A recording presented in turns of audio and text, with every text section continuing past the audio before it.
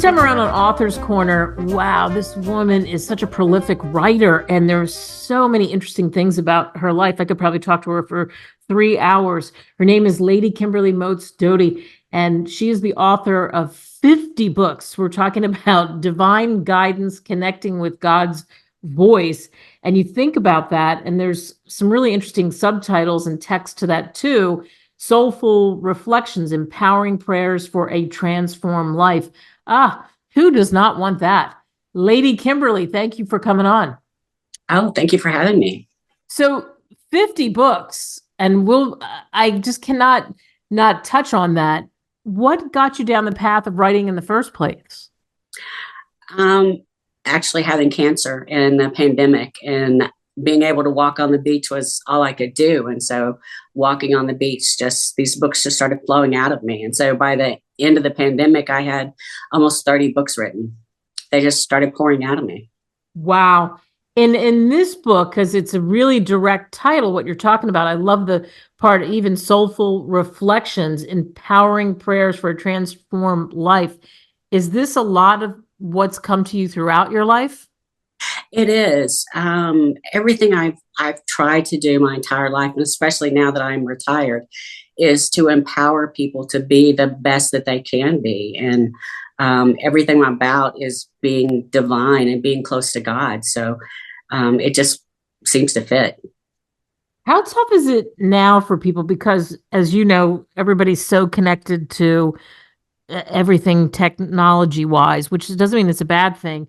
But I think that whole idea of reflecting, that whole idea of prayer, that whole idea of remembering God, of what we're here for, all of that sometimes gets lost. I agree. And I think that's part of why I wrote this. And I wrote this series mainly for my youngest daughter. I've written some other things for my older daughter and for my husband, but this one is for my youngest daughter.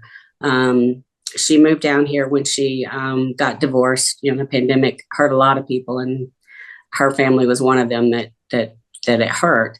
So her and my 2 younger grandchildren moved down, and this one was for her to reconnect and to find herself again. And what I found was a lot of people who kind of helped me read it and edit it with me were finding the same thing, is they needed to reconnect and fill that void inside of them. That I think we all kind of have that we're looking to fill that hole inside of us. And that's where this series kind of comes in and helps us learn how to pray, how to meditate, how to find God, and how to find the divine inside of us. Yeah, you say, even in the introduction, you say in these pages, you will discover the power of prayer, not merely as a religious ritual, but as a profound means of communication. So that's exactly what we're talking about here. Tell us more about the book. Well, the first one is really how to pray and how to meditate, which is how to communicate with God, which is how to communicate with yourself. When we think about meditation, most people think about it the way that they hear about it on TV, which is kind of looking out into the void and saying, okay, here I am, now what do I do? But biblical meditation is different. Biblical meditation is opening yourself up, kind of closing your eyes and saying, okay, God, here I am, and focusing on God. And when you focus on God, God hears you. And through his Holy Spirit, that's how he communicates with you. And that's the difference in what we think about as kind of Eastern meditation and biblical meditation. When you focus on God, then you bring God into your life, and the things that you want in your life start kind of appearing in your life. And that's when God kind of fills that void in your life. Yeah, and you really break it down. So, like, for example, in chapter 11, as we're talking about enhancing your prayer journey, and you take us through step by step, daily routine, asking God for guidance, mealtime prayer, enhancing focus in prayer. And that's what I was talking about with distractions. So not just saying words, I guess, right? Right. Yeah. I wanted to make this and I went through the Bible multiple times. You know, what does the Bible really say? And step by step, what did Jesus, a lot of what I write, if you read my stuff, you'll notice I structure it biblically. What did Jesus teach us about his life? Because he was the most divine being that we've ever had. And he taught us everything that we need to know, which just really shocked me when I went out on the beach during the pandemic. Everything we need to know is really in the Bible, which is what my dad used to say. If you ever have a question, go back to the Bible because it's all there. And I thought, okay, Dad, that's a little out there. But it's really, really true today as it was when the Bible was written and when Jesus walked the earth. You just have to go and find it. So what I try to do in my books is go and find it for you. And I try to break it down as simple as possible. And I put it in, very easy steps, 1, 2, 3. This is what the Bible says. And so it's very easy to follow. Yeah, and you even talk about service to others. You talk about donating to food banks and shelters. You talk about offering to help vulnerable people, individuals, as you say. You talk about spreading positivity and encouragement. And why do you talk about that? Jesus's whole model was about serving others, even when someone passed away, like when John the Baptist passed away. The first thing that Jesus did was, well, he took a moment to himself to go and pray. And then he went back out and he serviced others, because that's how you fulfill this hole inside ourselves, is serving others. So that's this servitude model is what Jesus taught us. And that's how we love others. When we think about the greatest commandment that there is in the Bible, it's a 2-part commandment, and it says both parts are equally important. It's to love God with all our heart, soul, and mind. And the second part of that is to love others as we love ourselves, which is that servitude model. Absolutely. Did you ever think, because you've had such an interesting life and career, as I alluded to in the beginning, acting, all of that, people may have seen you in all kinds of different things from on Lifetime TV and various other things that you've done as well. Did you ever think you'd be given this gift where it just poured out of you and have these many books? No, I really didn't. My original career was working in Washington, D.C. and all around the country and the Caribbean. I implemented financial systems for the federal government and for Fortune 100 companies. So I was very technology based. And I was a little bit of a nerd because I have like this computer science background and this finance background. So I wrote technical manuals, and I never thought that God would use me this way. I had a wonderful career. It was very prosperous. It was very, from what most people on the outside looking in would think, it was should have been a very fulfilling career. But I was very lost, and I was very.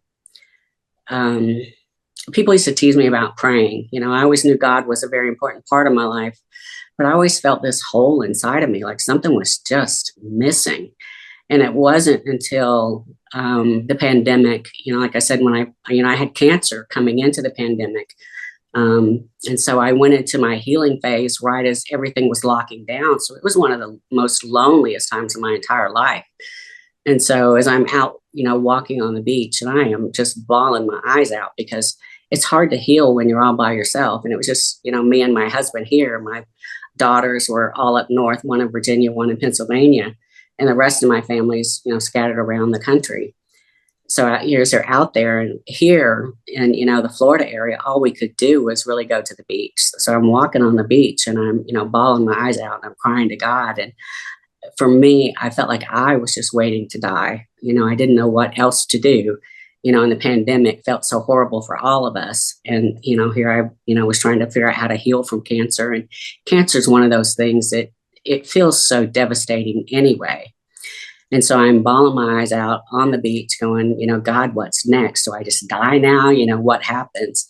And then all of a sudden, one day, I just felt this sense of relief come over me. And that's when I realized that I had fallen in love with God. That thing that they talk about in the Bible, that heart, mind, body, and soul falling in love.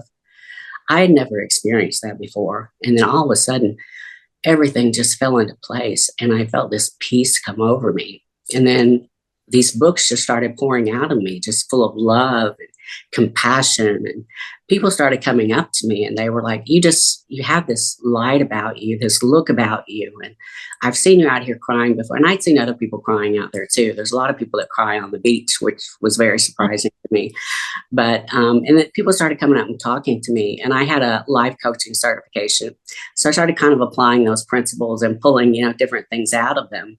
And then these books, applying these principles of God. And So that's how the books just started coming out of me. It was through that kind of when God said, okay, now I've got you as humble as I need you to be. Now I can use you.